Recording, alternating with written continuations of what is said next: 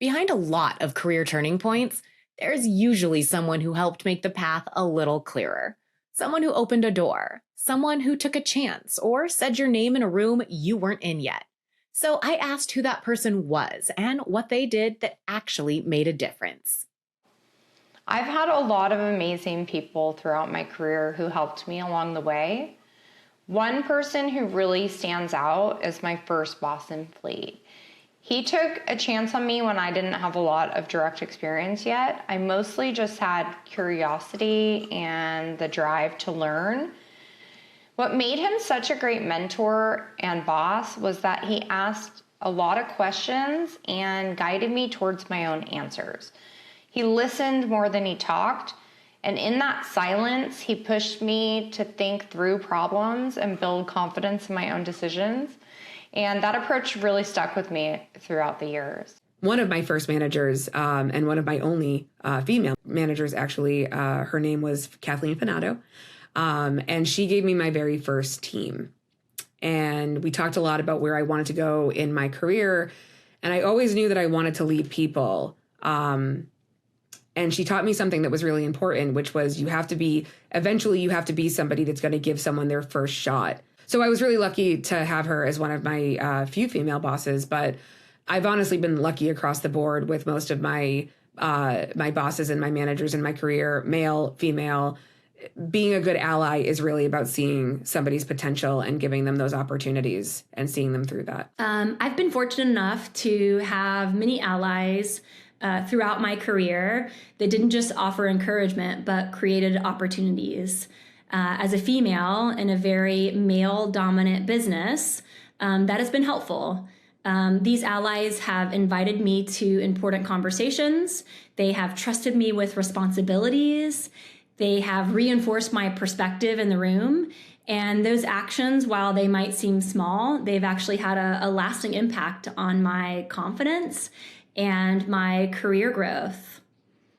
I actually have two shout outs to make because together they represent a complete life cycle of what real support looks like. The first shout out is to Rishi Mehra, who quite literally opened the door of opportunity for me 3 years ago when I stepped into this role. What made a difference wasn't just that he took a chance on me, but it was his consistency. He has been my mentor for many years prior and has continued to be a steady guiding force over the years. He proved that true support is a long-term investment. My second shout out goes to Bill Kane, who kept that door open. Bill actively brought me into complex conversations and took the time to educate me on the ins and outs of the TMS space. He's got such a wealth of knowledge in the industry, and it was fantastic to work with somebody who could share that with me. The copyable takeaways for others: don't just give someone a title and walk away. Copy what Rishi and Bill did. Advocate, include, and educate.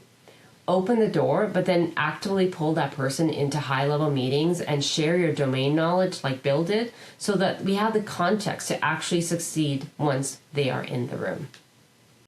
I actually want to shout out two people who helped open doors for me, and that's our Chief Operating Officer, Amy Hudson, and my boss, the Director of Products, Candice Morley. With them, it's more of a question of what doors did they not open for me as opposed to which one specific door did they open for me. Once they realized that I was pretty confident, passionate, and that I wanted to drive change within the organization, both of them have gone out of their way to make sure that I had access to the tools and funding that I needed to do what I needed to do. Amy constantly touts me to the executive leadership team when I come up with any kind of process change that could have a positive effect on our organization. Candice makes sure that when I give myself to my team and I'm pouring into their cups to make sure that they have what they need emotionally to succeed, that she's filling my cup on the back end and making sure that I have what I need and that I feel supported and that I'm not running myself ragged, chasing after my team and making sure that they're being compliant and understanding. One of the most impactful things an ally can do is simple. Bring someone into the conversation early and genuinely listen to their perspective.